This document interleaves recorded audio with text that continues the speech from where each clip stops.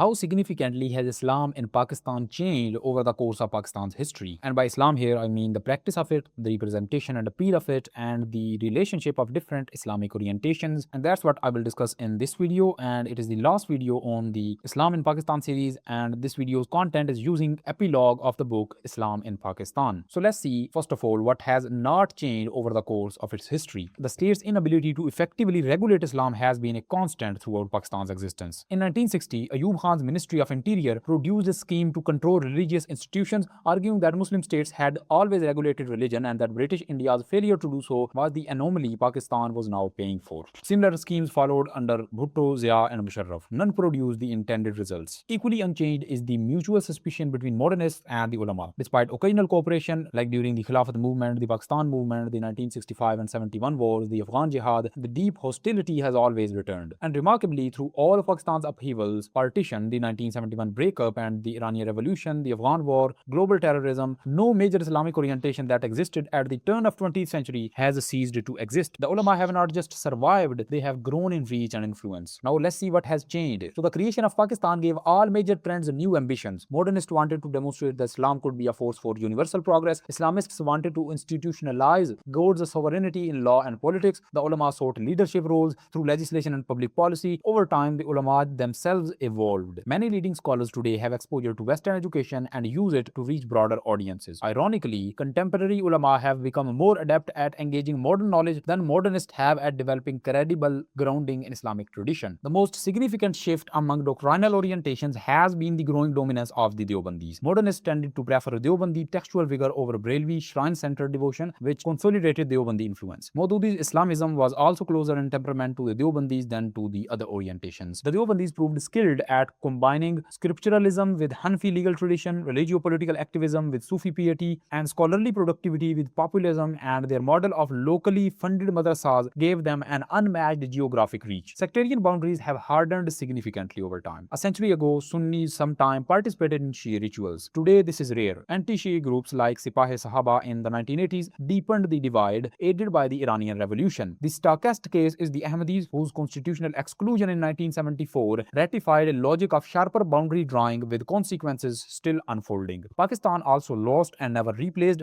a generation of intellectuals who occupied a middle ground between modernism and conservatism. Figures like Hanif Nadwi, Jafar Fulwarvi, and Murtaza Ahmed Khan Makash, Western educated capable of engaging both traditions, had no successors. Pakistan also failed to build serious modernist Islamic institutions. Islamic studies at universities came to be seen as suited only for the less gifted, while madrasa graduates added university degrees to their credentials and broke down barriers that had once limited their reach. Government bodies like the Council of Islamic Ideology became instruments of policy rather than sites of independent thought. Fazlur Rahman's tenure at the Islamic Research Institute was the exception, sustained by his own extraordinary stature rather than institutional investment. Now the contrast between self-confidence of Pakistan's early modernist elite like Liaquat Ali Khan calling Pakistan a laboratory for progressive Islamic ideals in 1944 and the uncertainty of later leaders is stark. Musharraf's vague aspiration toward enlightened moderation and Benazir Bhutto's posthumous call for democracy as the antidote to radicalism both lacked the intellectual grounding or practical programs to match their ambitions. Global trends compounded the domestic picture. The Arab defeat in 1967 discredited secular nationalism. Saudi petrodollars funded conservative religious change worldwide. The Iranian Revolution and the Afghan Jihad generated further Islamist momentum. By the 1980s and the 1990s, ulama and Islamists had substantially claimed the intellectual terrain that Islamic modernism had once occupied. And the epilogue of the book ends not with an epitaph for modernism, but with two qualifications. First, the ulama and Islamists are not the rigid caricatures modernists have made of them. They have shown flexibility and pragmatism, and the modernist refusal to recognize this has been among their costliest blind spots. Second, Islamic modernism is not necessarily finished. It persists in the instincts of the governing elite and has left its mark on rival trends. But its revival will require serious intellectual engagement with Islam on its own terms, not merely its deployment as a tool of political legitimation, and the social and political conditions in which such thinking can genuinely take root. And that is the end of the epilogue and the end of the whole book, Islam in Pakistan.